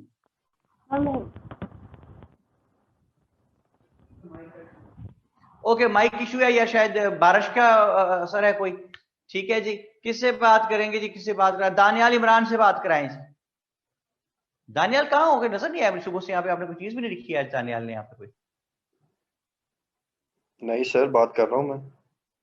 नहीं आप तो कर रहे। अच्छा, वहाँ चैट पे नहीं नजर आए थे मुझे, यानी ओवरलुक हो गया होगा। अच्छा दानियाल कैसे हो, ठीक हो? हाँ जी सर, ठीक ठाक अल्हम्दुलिल्लाह। अच्छा, 1831 आगा साहब कह रहे, रिपीट करूं बात। 1831 में बालाकोट के मुकाम पे दोबारा जंग हुई सैयद अहमद और सिखों के बीच में, इन विच सिख जो हैं they manage to win the war and they killed Syed Ahmad and Shah Ismail and Maulana Khairuddin, one of their companions. ठीक है जी। तो अच्छा, यहां से बात आगे चली जी कि ये 1831 में सैयद अहमद शहीद जो है और शाह इस्माइल जो है वो शहीद हो गए। बात ये है कि पेज 31 पे पहुंचे जरा दानियाल, पेज 31। जी सर। ये एक पेज है जिसपे 3 कॉलम्स में मैंने 3 रिफॉर्मर्स दिए हुए, नजर आ गए? 31 पे तो नहीं है, 32 है। 32 जी, वेरी सॉरी बेटा। पेज 32 कर लें जी सारे, पेज 32। एडवन बार बारिश हो रही है? अच्छा, शोर मच रहा था काफी। जी, सारे रिफॉर्मिस्ट हैं सर। 3 रिफॉर्मिस्ट आमने सामने मैंने रख के दिए। अगर आप गौर करें तो मैंने कहा कि Sheikh Ahmad Sirhindi was the first ever person who recognised a separate entity of the Muslims as a nation. Shah Waliullah was the first ever person who provoked the spirit of jihad among the Muslims, and Sayyid Ahmad Shaheed was the first ever person who did jihad himself practically. समझ आ गई बात आपको? जी बिल्कुल। Sheikh Ahmad Sarindi was the first ever person who could dare to stand against the king, who could manage to contradict with the policies of the king. Shah Waliullah was another person who stood against the policies of the king and criticized them on having the severe taxation system.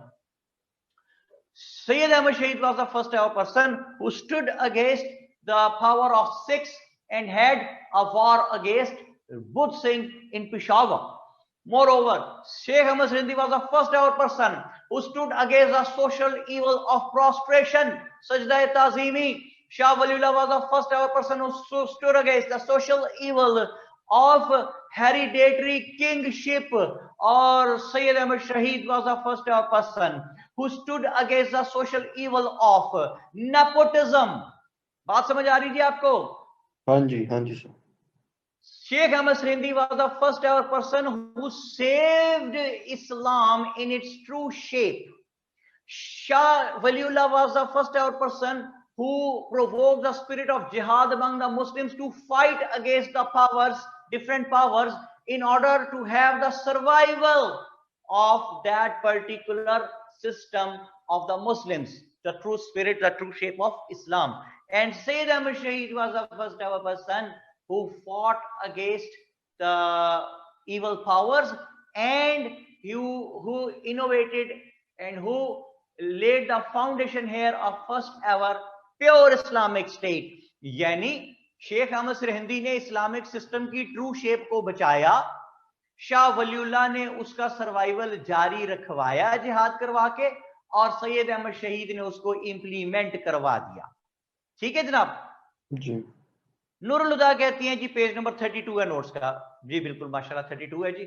अच्छा जी, अब क्या बात हुई कि Sheikh Ahmad Sirhindi was the one who saved Islam from being distorted, from being amalgamated, or from being eliminated into subcontinent 300 to 400 years back.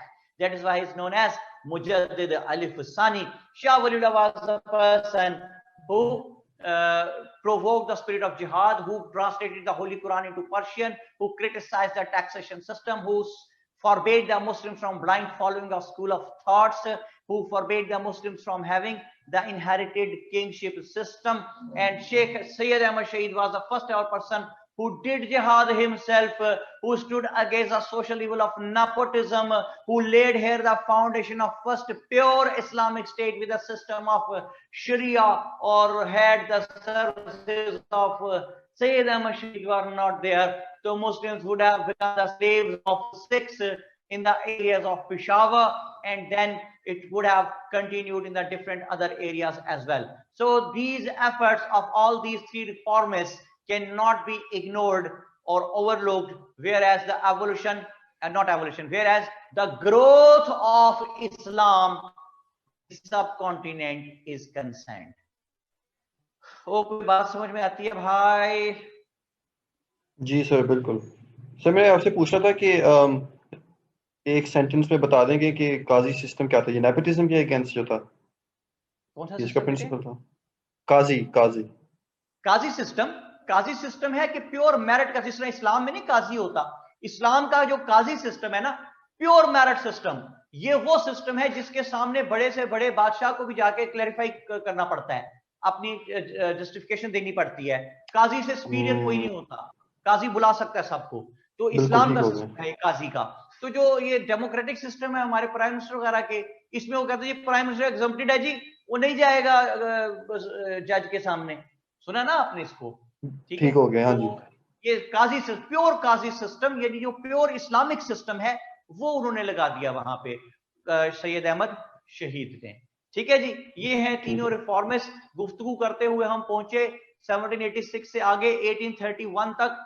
जरा सा गुफ्तगू दोबारा पीछे जाएगी तो आपके पास ये जो रोड मैप मैंने पूरा आपको दिया है, इसमें आपके पास 9वें नंबर पे लिखा हुआ है, 9th पे लिखा हुआ है arrival of Britishers here in subcontinent. तो ऑलवेज रिमेंबर कि there are thousands of reasons for the Britishers that why they came to subcontinent. लेकिन एक अलग पेज पे जाके लिखना शुरू कीजिए कि जो ब्रिटिशर्स हैं वो यहाँ पे क्यों आए. 5 मेन रीजंस कैटेगराइज की जाती हैं. नंबर 1 लिखे जी, फटाफट लिखे. Number 1, discovery of the sea route. Advance को भेजिए बार बैठ. Discovery of the sea route. Number 2, बल्कि इसमें discovery of the sea route में लिख लें किसने की थी। एक पाई था Bartholomew Diaz, BARTHO, Bartho, B for baby, Bartho, lomo, LOMO, lomo, Diaz, DIAZ, Diaz, बार्थोलोमोडाइज।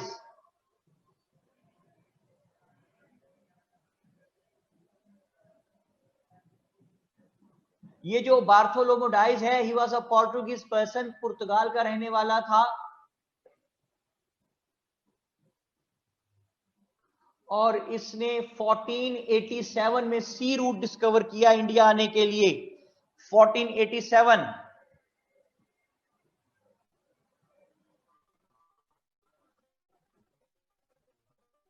जो इसके साथ एक दूसरा आदमी था, Vasco day gamma, Vasco day gamma.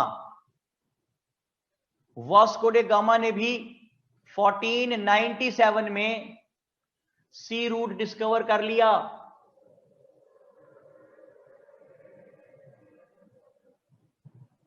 ये था जी रहने वाला पुर्तगाल का, ये भी पोर्टुगीज ट्रेवलर था, वास्को डे गामा एंड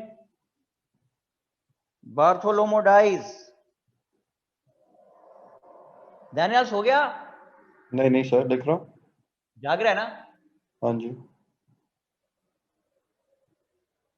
दूसरी मेन रीजन है सब कॉन्टिनेंट में आने की ब्रिटिशर्स के desire to expand their empire, desire to expand their empire.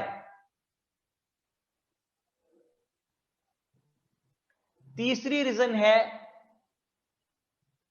Competition with the other European nations, competition with the other European nations।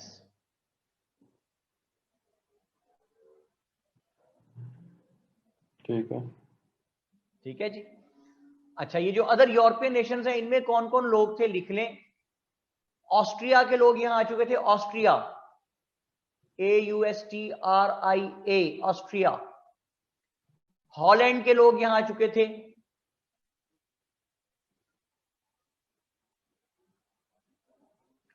France के लोग यहां आ चुके थे,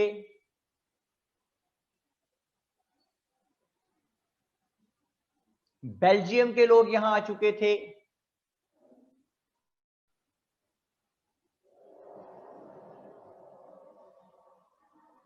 स्वीडन के लोग यहां आ चुके थे,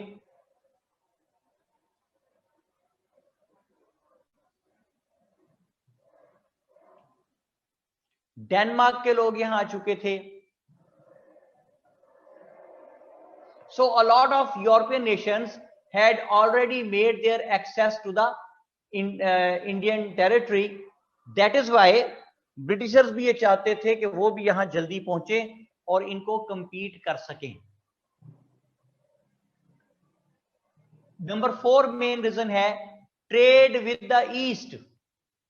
The Britishers wanted to have trade with the East because यहां की जो स्पाइसेस थी, वेजिटेबल्स थी, हैंडीक्राफ्ट्स थे, हैंड निटेड कारपेट्स थे, these products were having a great fascination for them in Europe, in England. लेकिन Britishers were having no access to these products as there wasn't any straight route for that. Only access was through the Gulf states, जहां से जाते जाते चीजें वहां पहुंचते हुए बहुत कॉस्टली पड़ जाती थी। और पांचवी रीजन है इसमें मेन, नंबर 5 जी, immense wealth of India attracted them.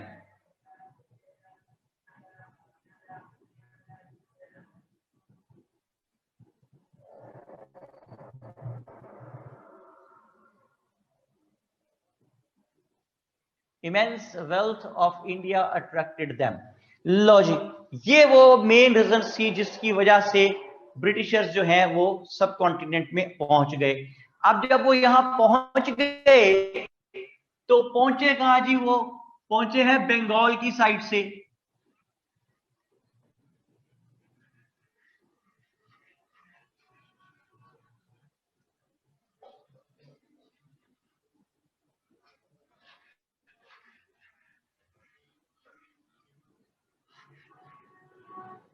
Bengal की साइड से पहुंचे जी। जैसे कि ये है हमारा आज का प्यारा पाकिस्तान, गंदा इंडिया, ये बंगाल पहुंचे जी भाई वो। और क्यों बंगाल क्यों है? देखिए एक पॉकेट की तरह अलग एक जगह है, यानी अगर इस पे कब्जा हो जाए तो फिर वो यहां से बैठ के और भी जगहों को कंट्रोल कर सकते। और प्लान करके आए थे, इसमें मैं तफसील से भी रोशनी डालूंगा। पहुंच गए जी 1603 में। किसका दौर है यहां 1603 में? अकबर का दौर खत्म हो रहा है, याद है? जहांगीर का दौर शुरू होने वाला है। यहां पे आ गए जनाब, और इन्होंने जहांगीर वगैरह ने इनको फैक्ट्रियां लगाने की इजाजत भी दे दी। और इस तरह इन्होंने एक फैक्ट्री लगाई बोलेजार में, BOLESAR, बोलेजार। ईस्ट इंडिया कंपनी बना के आए हैं। और ईस्ट इंडिया कंपनी करती क्या है?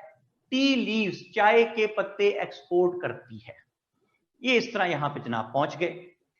बोलेजार में एक फैक्ट्री लगाई, एक फैक्ट्री उन्होंने पटना में लगाई, PHENA पटना में।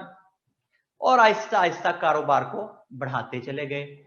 1633 में व्हाट हैपेंड कि शाहजहां की एक बेटी थी जो जल गई आग से, किसी दूसरी लड़की से नहीं, जल गई जी। जब वो जल गई तो उसका इलाज नहीं हो पा रहा था। ये ब्रिटिशर्स के साथ एक डॉक्टर आया हुआ था उस जमाने के मुताबिक, जो भी उसका नाम था Gabriel Boughton, GABRIEL, Gabriel Boughton, BOUGHTON, Boughton. ये Gabriel Boughton got her treated. Gabriel Boughton ने उसका इलाज कर दिया। अब जब उसका इलाज किया, वो ठीक हो गई। तो बादशाह खुश हो गया। तो उसने गैब्रियल बाउटन को बुलाया और उसको कहा कि मांगो, क्या मांगते हो? उसने कहा बादशाह सलामत, मुझे कुछ नहीं चाहिए, मेरी कंपनी ईस्ट इंडिया कंपनी को पूरे बंगाल में फ्री ट्रेड लाइसेंस दे दें। मेरी कंपनी ईस्ट इंडिया कंपनी को पूरे बंगाल में फ्री ट्रेड लाइसेंस दे दें। बादशाह को पता है, उसने कहा जाओ, ये जो मांगता दे दो भाई इसको। उसको मिल गया। तो ईस्ट इंडिया कंपनी फ्लरिश करने लगी। उन्होंने 1633 में कासिम बाजार कैलकाटा में भी एक अपनी कंपनी की एक फैक्ट्री और डाल ली। 1633 में कासिम बाजार कैलकाटा। और काम बढ़ाते चले गए आहिस्ता आहिस्ता आहिस्ता। बादशाह सलामत जो है ये सो के उठते थे जिस वक्त तक, तब तक ब्रिटिशर अपना आधा काम कर चुके होते थे। ब्रिटिशर्स ने आहिस्ता आहिस्ता यहाँ पे अपनी हाउसिंग कॉलोनीज बनानी शुरू कर दी, घर अपने लिए बनवाने शुरू कर दिए। किसी ने नहीं रोका, पता ही नहीं था किसी को।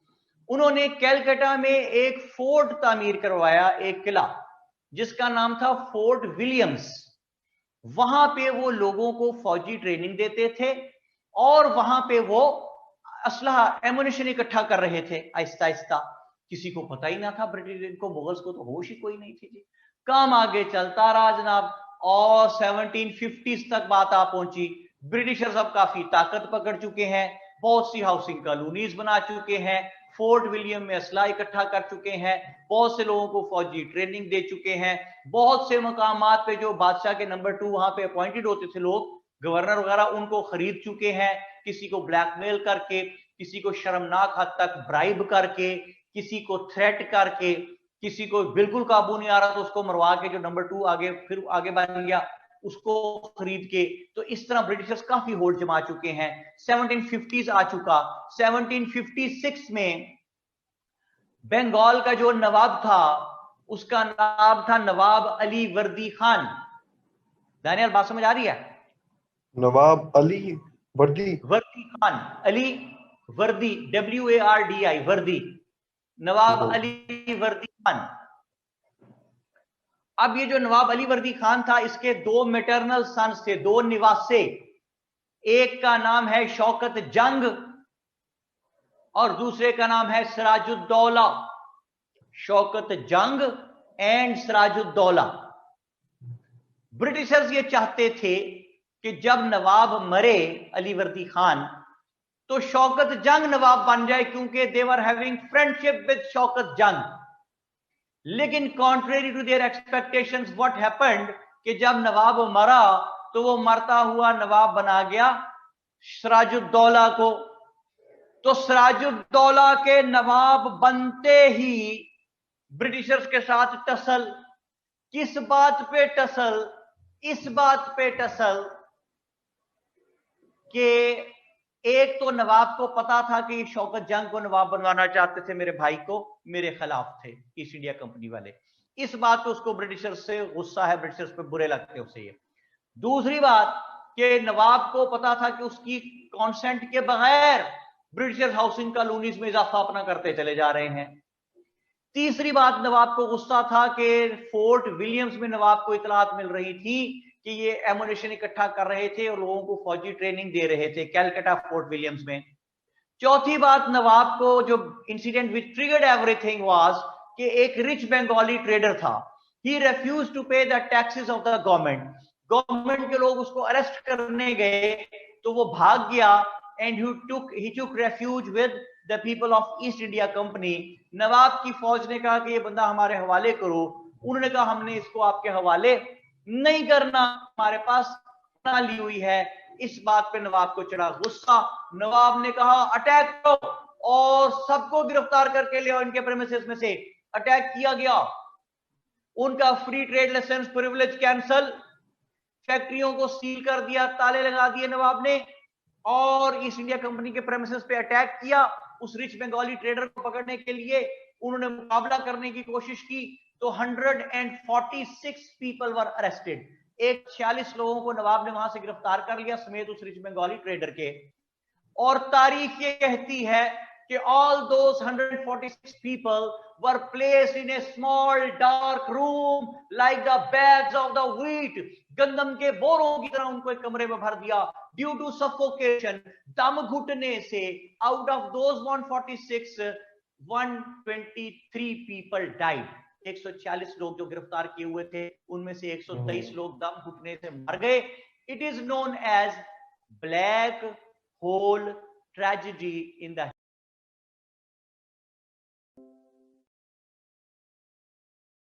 से बात स्टार्ट होगी। ब्लैक होल ट्रेजेडी का रिवेंज लेने के लिए ब्रिटिशर्स ने, ब्रिटिश गवर्नमेंट ने यहां किसको भेजा, उन्होंने रिवेंज कैसे लिया, वार ऑफ प्लासी क्या थी, वार ऑफ बेजारा क्या थी, और वार ऑफ बक्सर क्या थी, और फिर वार ऑफ इंडिपेंडेंस कैसे होती चली गई। वार ऑफ इंडिपेंडेंस में जब लोकल्स हारे तो क्यों हारे, और जब हारे तो उनके साथ क्या सलूक हुआ, और उस बुरे सलूक से बचाने के लिए सीन पे इनको कौन आया, ये सब कुछ हम देखेंगे अगले धारावाहिक में। ठीक है जनाब दानियाल इमरान साहब? जी ठीक है सर। तो जनाब अब दानियाल, मैंने क्या कहना है कि